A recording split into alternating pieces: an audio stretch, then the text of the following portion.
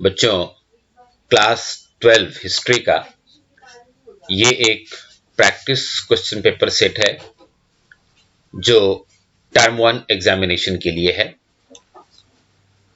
इसको यदि आपने अच्छी तरह से कर लिया तो इसका फायदा आपको टर्म 1 के बोर्ड एग्जामिनेशन में होगा, क्योंकि एक तो इससे आपको पेपर का पैटर्न अच्छी तरह समझ में आ जाएगा, और दूसरी बात कि चूंकि इस पेपर में इंपॉर्टेंट क्वेश्चंस हल किए गए हैं, इसलिए यहां से आपको प्रश्न भी मिल सकते हैं।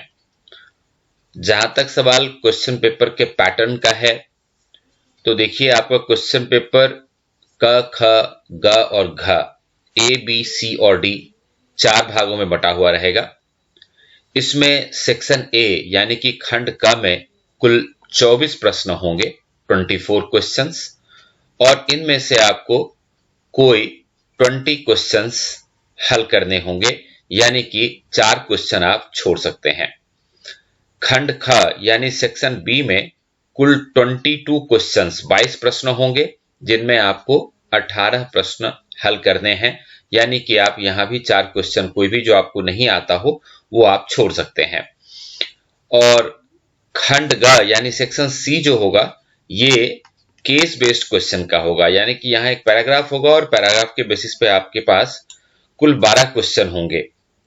इस 12 क्वेश्चन में आपको 10 प्रश्नों के उत्तर देने हैं और कोई सा 2 प्रश्न आप छोड़ सकते हैं, दोनों ही केस बेस्ड जो पैराग्राफ होगा उस पर।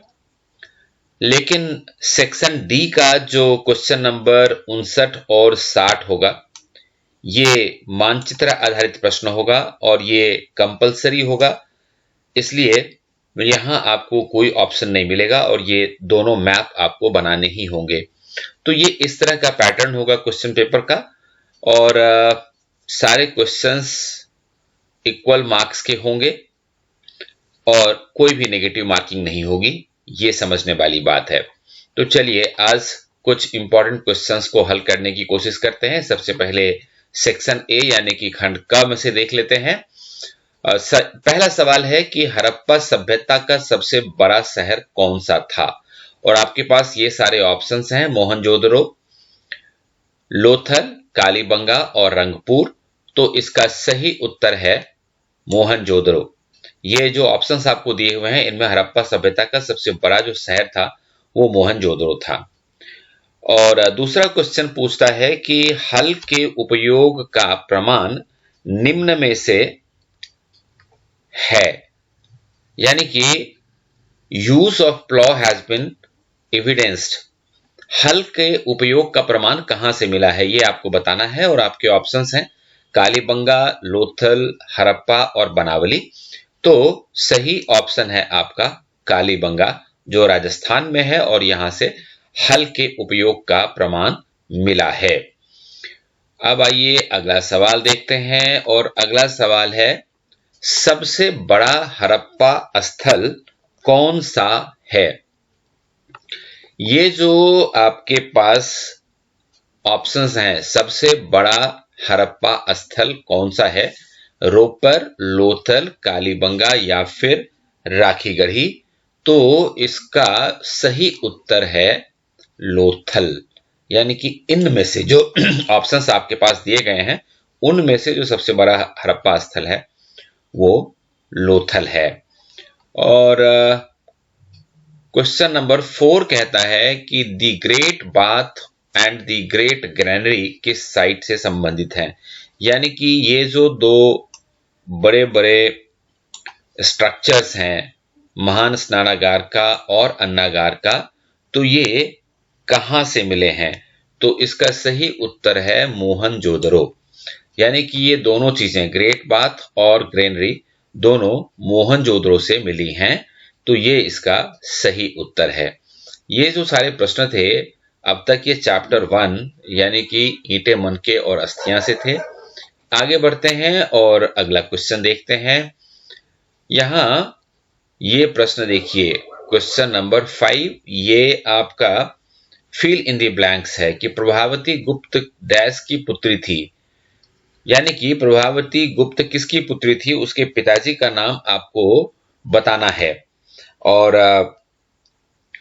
सही उत्तर है इसका चंद्रगुप्त द्वितीय। चंद्रगुप्त सेकंड प्रभावती गुप्त के पिता थे, यानी कि प्रभावती गुप्त चंद्रगुप्त सेकंड की पुत्री थी। ये इसका सही उत्तर है। और अब क्वेश्चन नंबर 6 देखते हैं। 6ठी शताब्दी में प्रयोग के रूप में कौन से धातु के सिक्के प्रयोग में आए? Which metal coins came into use in the 6th century as an experiment?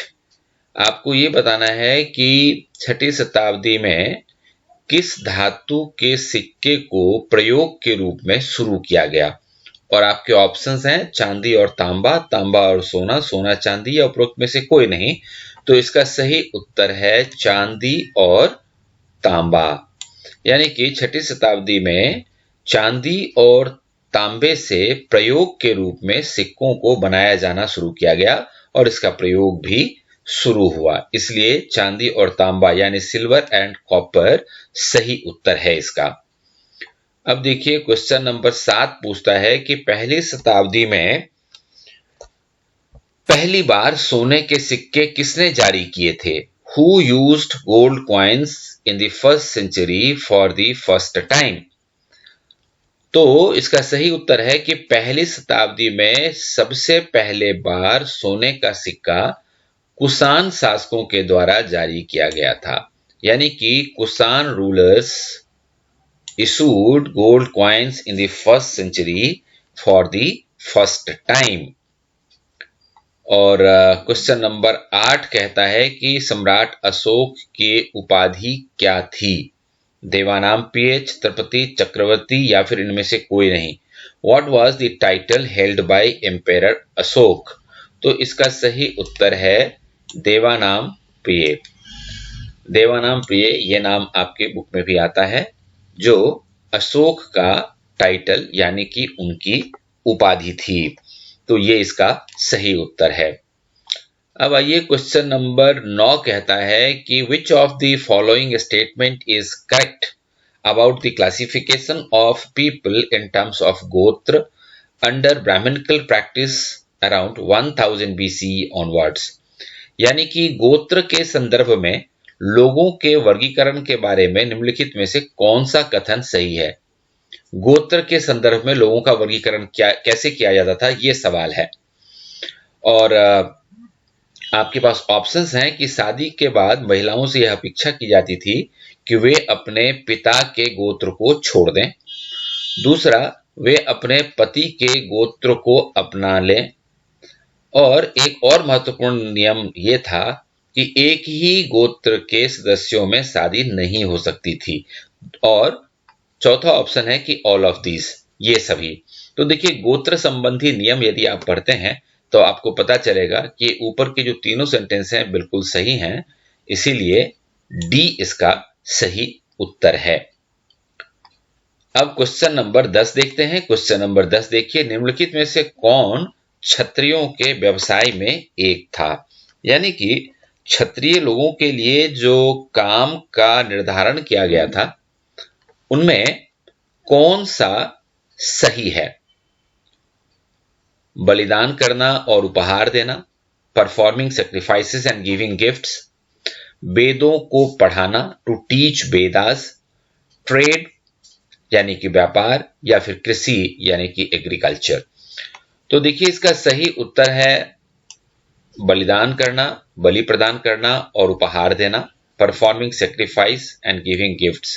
क्योंकि चतुर्वर्ण में जो ब्राह्मण, क्षत्रिय, वैश्य और शूद्र, इनके कामों का जो वर्गीकरण किया गया था तो उसमें वेद पढ़ाना ब्राह्मणों का काम था और व्यापार करना और कृषि का कार्य करना ये काम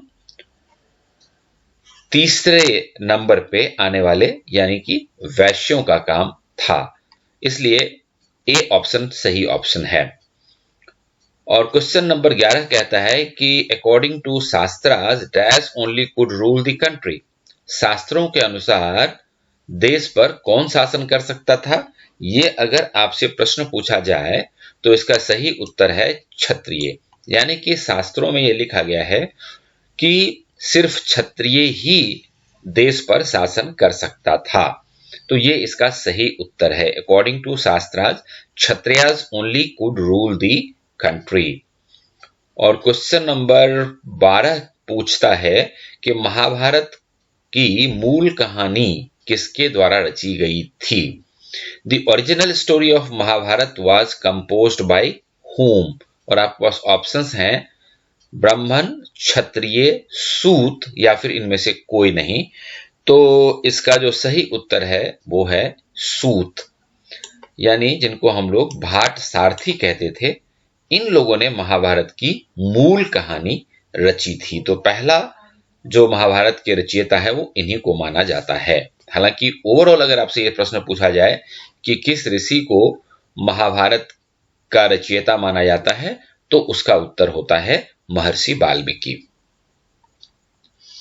और क्वेश्चन नंबर 13 पूछता है कि Siddhartha as the Buddha was named at birth belonged to which kingdom?